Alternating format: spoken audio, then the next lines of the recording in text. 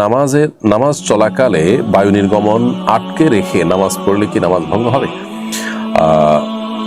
নামাজ যদি চলাকালে বায়ু নির্গমন আটকে রাখতে গেলে আপনার ভয়াবহ অবস্থা তৈরি হয়, আপনি অনেক বেশি অস্বস্তিতে পড়েন, আপনার চেহারা বিবর্ণ হয়ে যায়, মনোযোগ একেবারে নষ্ট হয়ে যাওয়ার মতো উপক্রম, তাহলে আপনি সেটা আপনার ছেড়ে দিবেন এবং উযু করে এসে বাকি নামাজটা আপনি পূর্ণাঙ্গ করবেন।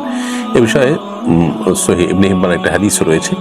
নবী সাল্লাল্লাহু আলাইহি ওয়াসাল্লাম বলেছেন, লা ইউসাল্লি আহাদুকুম ওয়া হুয়া ইউদাফিউল আখবাসান, তোমাদের কেউ তার বায়ু আটকে রেখে সে যেন সালাত আদায় না করে।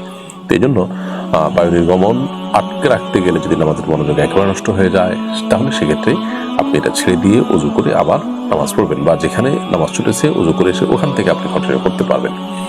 আর যদি ব্যাপারটা এই লেভেলের না হয়, তাহলে সেক্ষেত্রে হালকা পাতলা প্রেসার থাকলে সেটাকে আটকে রেখে আপনি সালাত আদায় করতে পারবেন।